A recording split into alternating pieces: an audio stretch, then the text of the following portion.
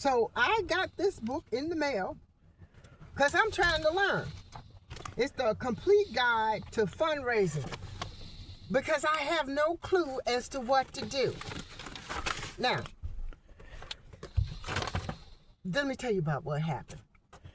So about 3 days ago, was it 3 days ago? Well, we saw her on the park bench. Right. 3 days ago, we saw her on the park bench. So I drove by, and it was dark, and the temperature was, what was it?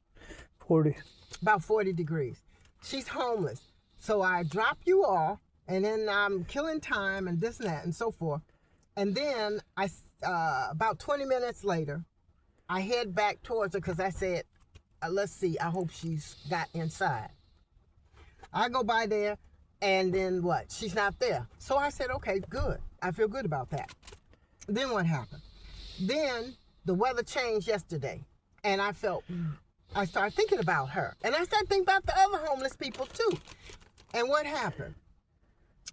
I saw her sitting on that bench in my mind. And I said, when I woke up, I said, I should call her. Then I didn't call her. And the reason why I didn't call her is because I felt stupid. Like, what would I say? What would I say? I don't have anything. I can only transport people, help this, that. I don't have a place. You in this area, I'm about to get mad now. That whole area, and it's just loaded with them dead gone, not no church houses, that storefront, big gothic churches. And these people are sleeping outside or on the corner, round there. I need to interrupt. Mm-hmm. I have to interrupt. Okay. Because that's a crucial issue. Mm-hmm. The people we're talking about have dogs. And the dogs are companion dogs. Yes. Yeah. And even though companion dogs are legally allowed to go into places, these places will not allow them to go in. Yes. So let's get back to the book. So last night, because that night before I didn't call her because I felt like, what would I say? I felt stupid. I just like, what can I say? How are you doing? How do you call up a person who's homeless and say, hey, how you doing? Or maybe it'd be like, is there anything that you need? Whatever. She's got this now. Then, here we go. The universe was talking to me. So, I woke up this morning, boop, and I saw her in my head. And I started thinking to myself, and I was like, oh, God. And I could just see her on that bench in the moonlight, the street light, and just she's sitting there and the other people. And it was just like, and I turned my, and I wanted to go back to sleep, and I just kept seeing them, and I said, this is horrible. I can't, you know what? I'm beating myself up. And that's the worst thing, for me to beat myself up. Then what happens? I'm thinking like, look at the rain. And I get so mad at the people who got the 501c, the churches and all that stuff, and they don't do a goddamn thing for her. So I get pissed off and mad. So what happens? She texts me at 7:30 in the morning. I didn't get the text till about 10 o'clock. She says, I'm sick. I from sleeping out in the rain and the cold. I don't trust anybody but you with my dogs. Would you please come and get my dogs? So I'm sitting here in this little piece of broke down truck, and I'm going to pick her 2 dogs up. One is a big pit bull, which I'm afraid of. And the other one is another big one that don't like other dogs. And I'm taking them to my house. And then if she needs to go to the hospital, because I asked her, I said, do you want to go to the hospital? And she said, no, I don't want to go. She said that the place will let her in out of the rain. And the place that she's staying at, the church, told her to call me so that I can pick her dogs up so that she can go on inside. I don't have a problem with that. But you see the clout. That's what it is. So now I'm going to pick up. Look. Look.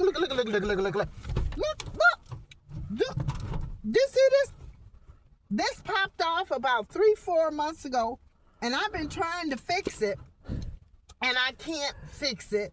And everybody is like mental midgets, don't know how to do it. So I'm trying to read. But now it's cold. As you can see, the windows is fogged up. So this is not so much a problem. And you know what? Let me tell you what I was doing last night. I thought to myself, I said, my God, if I get stopped by the police, right? And then he comes up to the window and he expects me. I know I done jumped off the tangent because I'm mad right now. I could say just a second, I'm about to open up my door. He could think I'm going for something, can he? Yeah. And he could blow my damn head off, all because I spent my money trying to help other people, that this is my money that come out of my booty. Nobody else's booty. So anyway, let's get back to the point. So the point is, that's what I'm doing. And everybody is sitting here not caring. You care about other stuff that you can't do nothing about, whether, oh, it's over here, they're doing this over here, and oh, they're doing this over here, and he said that over there, and and all the stuff in the dog. Try to do something for individuals. There are people that need help, need companionship. And so here's the thing that really got me, and I'm taking it down a notch a bit. But you know what? Something came to me this morning. It said, don't you worry about acceptance. What I need from you is assistance. And that came to me, and I don't know if I was asleep or if I was partially asleep or something. And when I woke up, I was going on about my day, and then I said, wait a minute, I thought that. So that's what I'm doing. I'm going to go pick up the dog. And you know what? We'll take a video of the dogs, the two big dogs, in the little bitty truck, and I hope, whatever. That's it. You got something to say? No, you said everything very well. What do you mean very well? I want to just add one thing. She's right about one thing. We worry about Gaza, which we have nothing we can do about. Let's go there and stand in a line and say, hey, we're here. I'm American. Stop the damn war. And maybe other people from both countries will join me. That'd be nice. But I can't afford that. Second, we think about what's going on in Ukraine, but we're not even allowed to go over that country without paying some money if we want to help out.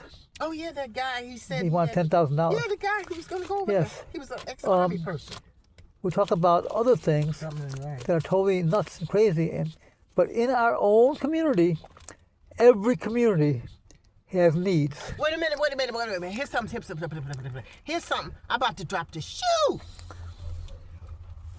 When Martin Luther King died, or was assassinated, every time you picked up the newspaper and the TV, did they keep talking about that day after day after day after day after day? Oops, sorry. Did they? They did for a while. No. How long? As long as the riots went on. Okay. When Kennedy, that's not what you can do for your country, but what your country could, whatever, I got it mixed up. But anyway, when he died, did they talk day after day after day? They did. For how many months? Probably a few months. It was political, right? Political, yeah. Okay. So Martin Luther King, and that affected the African American community. It affected everybody. Everybody. Okay. And for the things that he was fighting. And the people who say it didn't affect them were just not nice people. And then when who was that senator who got shot up in that church? Did they talk about it day after day after no, day? they ignored. Day after day. They did.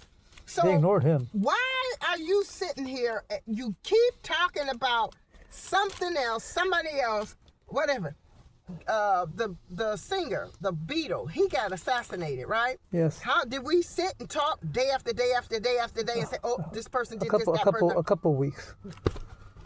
You know what I'm getting. I know, so I'm gonna make the point. I'm not gonna say nothing, but I'm gonna say something. You people, you have no clue as to what you're doing, and it's all about love. And we gotta take care of our own community, our own neighbors, and we gotta make their lives better and more secure. And if we start doing that one person at a time, we'll change the focus of our country. It's not about being Republican or Democrat. It's not about liking Trump or not liking Trump. It's not about none of that. It's about doing the right thing. So when this voice or this dream came to her this morning and said it's not about acceptance, it's about assistance, I said to her, we're going to do God's work today. Watch. There's a lot. And then the text showed up. Yeah, it did. Well, that's right. And there's a lot of people that, for all the people who have never fit in, who have found themselves in a situation, whether it's at work or at school or in the neighborhood, and they were not accepted. It's not about that, you know. It's about You're not. You know what? The reason why you're not accepted because there's something else greater. They go to Popo. Look at him. Okay. Look. Okay, He so look- we're gonna now get ready to go, and we'll film the dogs when we get there. Thank you. Have a good day. Did you see the